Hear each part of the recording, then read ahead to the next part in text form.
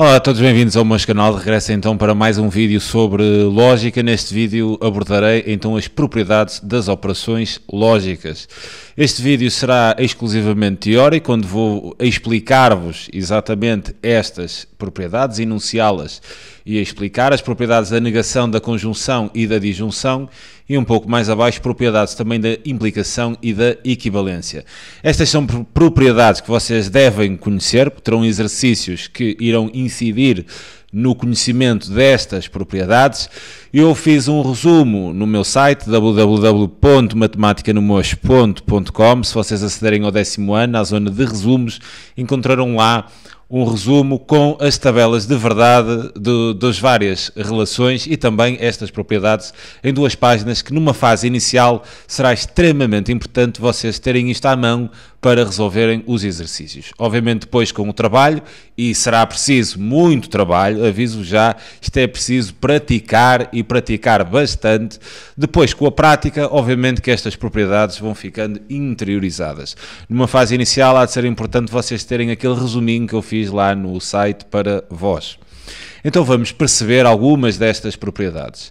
Então temos P, Q e R, sejam P, Q e R proposições, e seja V uma proposição que é sempre verdadeira e seja F uma proposição que é sempre falsa. Então, primeira propriedade, temos a dupla negação. Penso que já vimos isto nos vídeos anteriores. A negação da negação de P é equivalente a ter o P. Desta propriedade já falei nos vídeos anteriores. Relativamente à segunda propriedade, idempotência, a propriedade da idempotência diz-me o seguinte: sempre que eu tenha P e Q, ou seja, a conjunção entre duas proposições exatamente iguais, isto é equivalente a ter a própria proposição, ou seja, P e Q é equivalente a ter P. Da mesma forma que se tiver a disjunção P ou P, também é equivalente a ter a proposição P. Ou seja, se vocês tiverem uma conjunção, uma disjunção entre proposições repetidas, isso é equivalente a terem uma única vez essa mesma proposição. Terceira propriedade, obviamente isto não tem uma ordem, eu estou apenas a dizer a terceira pelo que me estou a seguir aqui no vídeo. Propriedade comutativa. Propriedade comutativa da conjunção P e Q é equivalente a vocês trocarem a posição e a dizerem Q e P. Ou seja, a propriedade comutativa, já conhecem, 2 vezes 3 é igual a 3 vezes 2, funciona igual quer para a conjunção, quer também para a disjunção, ou seja, P ou Q, vocês podem trocar a ordem, é equivalente a Q ou P. Propriedade associativa. Se tiverem P e Q e R, isto é equivalente, e aqui estariam a fazer primeiro P e Q, é equivalente a operacionalizarem a segunda conjunção, ou seja, a Q e R. Propriedade associativa, a mesma coisa da multiplicação, 2 vezes 3 vezes 4, eu tanto posso fazer 2 vezes 3 em primeiro lugar, como posso fazer 3 vezes 4, isto é exatamente a propriedade associativa. A mesma propriedade existe para a disjunção. Um alerta a isto: esta propriedade só é possível ser aplicável se vocês estiverem perante sucessivas conjunções ou sucessivas disjunções. Se tiverem, por exemplo, P e R ou Q, cuidado, eu aqui já não posso, quer dizer, fazer associativa. Cuidado aqui com esta situação, ok? Para fazerem a propriedade associativa, terão que estar presentes perante apenas conjunções ou apenas disjunções. Depois, avançando, conjunção de uma proposição verdadeira com outra qualquer proposição, ou seja, se tiverem verdade e uma determinada proposição, é equivalente aqui a aplicarem a propriedade comutativa, a terem P e verdade, o que é equivalente exatamente a terem a proposição P. Isto acontece, quer dizer, esta propriedade também pode ser chamada de verdade como elemento neutro da conjunção, ou seja, a verdade é o elemento neutro da conjunção. Se sempre tiverem verdade e qualquer outra proposição, isso é equivalente a terem essa qualquer outra proposição. Lembrem-se disto, verdade é o elemento neutro da conjunção. Da mesma forma que se tivermos uma conjunção de uma proposição falsa com outra proposição, ou seja, falso e qualquer outra proposição, isto é equivalente a dizerem que obtém uma proposição falsa, porque falso é o elemento absorvente da conjunção. Sempre que vocês estão perante uma conjunção e uma das proposições é falsa, imediatamente essa conjunção será falsa. Isto deve-se ao facto de falso ser o elemento absorvente da conjunção. Depois, se tiverem a disjunção entre uma proposição verdadeira com outra qualquer proposição, bem, nós aqui, lembrem-se que verdade, relembrando as tabelas de verdade, né? Verdade era o elemento absorvente da disjunção, ou seja, sempre que vocês estão perante uma disjunção onde uma das proposições é necessariamente verdadeira, essa disjunção será imediatamente verdadeira, porque verdade é o elemento absorvente da disjunção. Relativamente à disjunção de uma proposição falsa com outra proposição qualquer, falso é o elemento neutro da disjunção, ou seja, a disjunção de uma proposição qualquer com uma proposição falsa dará sempre essa proposição, porque falso é o elemento neutro da disjunção. Avançando então, agora seguindo para a propriedade distributiva. Neste primeiro caso aqui temos a propriedade distributiva da conjunção em relação à disjunção. Ou seja, eu vou recordar aqui um pouco a propriedade distributiva da multiplicação relativamente à soma. Ou seja, se eu tiver 2 vezes e depois entre parênteses 3 mais 1, eu podia então aplicar a propriedade distributiva e faria 2 vezes 3. 2 vezes 3 e depois mais 2 vezes 1. Isto é a propriedade distributiva da multiplicação em relação à soma. Da mesma forma, em lógica, nós vamos ter a propriedade distributiva da conjunção em relação à disjunção e vocês atuam exatamente com a mesma estratégia que fariam a propriedade distributiva da multiplicação. Reparem, isto distribuindo vai dar P e Q, será a mesma coisa que eu cheguei a fazer 2 vezes 3, o mesmo tem aqui. Depois, ou, porque é mais, vão buscar lá dentro do parênteses. Eu estou apenas a fazer-vos aqui uma ponte com algo que já é conhecido. Ou, e depois distribuem outra vez a conjunção, P, I, R. E esta será então a propriedade distributiva da conjunção em relação à disjunção. Da mesma forma que temos a propriedade distributiva da conjunção em relação à disjunção, vamos ter a propriedade distributiva da disjunção em relação à conjunção. E aqui como é que fazemos? P ou Q, depois I, P ou R. É exatamente esta lógica. Depois, princípio da não contradição. Sempre que tem a conjunção entre uma proposição e a sua negação, que é não P, é a negação de P, uma conjunção entre uma proposição e a sua negação é sempre falso.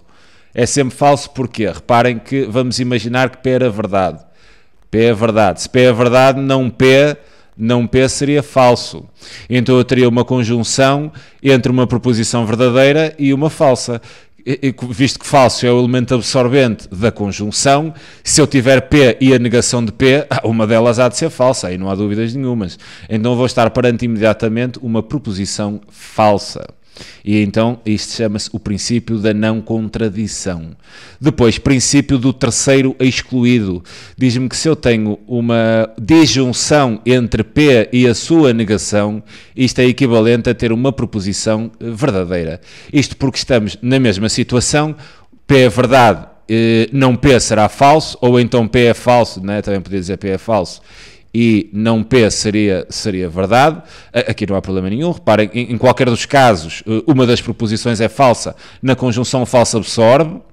Na disjunção, verdadeiro é elemento absorvente. Se eu tenho P e a sua negação, uma delas há de ser verdade. E então, na disjunção, verdadeiro é o elemento absorvente. Se uma delas é verdade, obviamente que a disjunção será imediatamente verdadeira. A isto chamamos o princípio do terceiro excluído. Última propriedade destas aqui, ok? Da negação, da disjunção e da conjunção. Primeiras leis de Morgan, ou melhor, leis de De Morgan. O nome do fulano é mesmo De Morgan. Diz-nos o seguinte, nós vamos agora aqui fazer, com esta propriedade, a negação de uma conjunção e a negação de uma disjunção. Então, segundo as primeiras leis de Morgan, sempre que tenhamos a negação de A ou B, como é que negamos uma disjunção? Vamos negar Vamos negar tudo, é negar mesmo tudo. Vamos negar a primeira variável, ou seja, a negação de A. A disjunção é transformada numa conjunção e negamos a segunda proposição, ou seja, não B. É negar mesmo tudo, negar tudo. A negação de uma disjunção, a negação de uma conjunção. A estratégia é a mesma, vamos negar tudo. Vamos negar a primeira variável, ou seja, não há. A conjunção passa à disjunção, negamos a conjunção para uma disjunção e negamos a segunda variável, ou seja, não B. Isto é que são então as leis de Morgan. Tem a ver com a negação quer da disjunção, quer da conjunção e procede-se deste modo. Agora vamos passar para outro tipo de propriedades que serão, como veem, são muitas, ok? Por isso é que eu digo, numa primeira fase, tenham estas propriedades numa folha ao lado, visitem lá o site, tem lá o resumo com isto, tudo seguidinho, em 2 páginas, isto mais as tabelas de verdade, vai dar jeito numa primeira fase, porque como veem são muitas propriedades. Relativamente às propriedades da implicação e da equivalência, temos as seguintes propriedades. Primeiro, negação de uma implicação. Como é que negamos uma implicação? A negação de P implica que é equivalente a vocês terem a proposição P, ou melhor, a conjunção entre a primeira variável proposicional, uma conjunção entre a primeira variável proposicional e a negação da segunda variável proposicional. Eu vou já voltar a esta propriedade, tocando aqui noutro conceito, ok? Vocês vão perceber melhor esta propriedade. Eu, por acaso, colocaria primeiro esta e só depois falaria desta, mas tudo bem. Eu já vou voltar à primeira, para vocês perceberem melhor. E esta aqui é que é extremamente importante. Esta propriedade é inúmeras vezes utilizada, que é a implicação como uma disjunção. Sempre que vocês têm uma implicação, eu vou colocar aqui, eu gosto de escrever, A implica B, uma implicação pode ser sempre transformada numa disjunção entre a negação da primeira proposição, ou seja, não há, se é uma disjunção, né? Ou a segunda proposição sem negar. Esta equivalência facilmente se mostra através de uma tabela de verdade. Numa tabela de verdade, facilmente constatamos que estas duas proposições são equivalentes. Já agora, até vos proponho que mostrem esta equivalência através de uma tabela de verdade. Sempre que isto vos aparecer, não terão que fazer a demonstração, a não ser que seja expressamente solicitado. Vocês podem transformar qualquer implicação sempre numa disjunção entre a negação da primeira variável e a segunda variável. Onde é que eu queria agora tocar nisto? Eu fazer a negação, se estas duas expressões são equivalentes, reparem então que eu negar esta implicação, ou seja, fazer a negação de A implica B, há de ser equivalente a eu negar uma proposição que é idêntica a esta, ou seja, seria fazer a negação de não A ou B. E reparem, aqui aplicaria então as primeiras leis de Morgan, né, para a negação da disjunção. Faria então a negação da negação de A, temos uma dupla negação, o que daria A. A disjunção passaria à conjunção e ficava com a negação da segunda proposição, ou seja, não B, que é exatamente o que vocês têm aqui. Okay? A negação de uma implicação é a primeira proposição, uma conjunção, e entre a primeira variável proposicional e a negação da segunda. Isto está demonstrado através deste passar então a implicação para uma disjunção e depois negar a disjunção através das leis de Morgan. Eu dizer que voltaria já a esta para vocês perceberem melhor. Outro caso é a disjunção como uma implicação. Quer dizer, no fundo este caso é que o primeiro sempre tem P ou Q, isto é equivalente a terem não P a implicar Q, o que é equivalente a ter não Q a implicar P. Reparem no seguinte, eu sei que se tiver A implica B, isto há de ser equivalente, né, a ter não A ou B, certo? Eu ter isto é equivalente a ter isto. Já vimos aqui, isto pela segunda propriedade, que é a implicação como disjunção. Nós já vimos isto. Atenção que estas equivalências, quer dizer, funcionam, e vocês terão que observar que isto funciona nos dois sentidos. É uma equivalência quer dizer, dá-se para os dois lados. Eu tanto posso aplicar a propriedade aqui da esquerda para a direita como de trás para a frente, digamos. Ou seja, onde é que eu quero chegar? Vamos imaginar que eu tenho uma disjunção de A com B. Eu posso pegar nesta disjunção, posso pegar nela e transformá-la numa implicação, né? Transformá-la numa implicação. De que forma é que eu conseguia transformar isto numa implicação? Eu andava assim para trás. E reparem, andando para trás, eu vou ter a negação da negação de A para me dar A, então tinha assim não A, a implicar a segunda variável proposicional. Ou seja, se eu aqui estou a transformar uma implicação numa disjunção, eu neste caso estou a transformar a disjunção na implicação. Quer dizer, se a equivalência funciona, obviamente, para os dois sentidos. Depois aqui outra propriedade, que é a lei da conversão, implicação contra recíproco. É aqui trabalhar a equivalência entre uma implicação e o seu contra recíproco. Ou seja, P implica Q é equivalente a eu ter não Q a implicar não P. Eu vou, quer dizer, dar assim aqui um exemplo. Eu vou trabalhar assim aqui uma proposição A que me diz o carro tem rodas. E vou aqui enunciar uma proposição B onde me diz o carro anda. Eu posso trabalhar aqui uma implicação, que é a seguinte: se o carro anda, então tem rodas. Ou seja, B implica se o carro anda, então o carro tem rodas. Parece-me óbvio que para um carro andar necessite de ter rodas. Um erro, quer dizer, uma expressão que não é equivalente. Okay? Vou apresentar aqui uma expressão que não é equivalente. Vocês não podem negar esta implicação desta forma, quer dizer, não B implica não A. Isto não seria verdade, nunca vão poder fazer isto. Olhem a ideia. Se eu estivesse perante isto, então negava B, então dizia, se o carro não anda, então não tem rodas. Seria a interpretação desta ideia. Se o carro, negar B, se o carro não anda, então não tem rodas. Será que isto seria necessariamente verdade?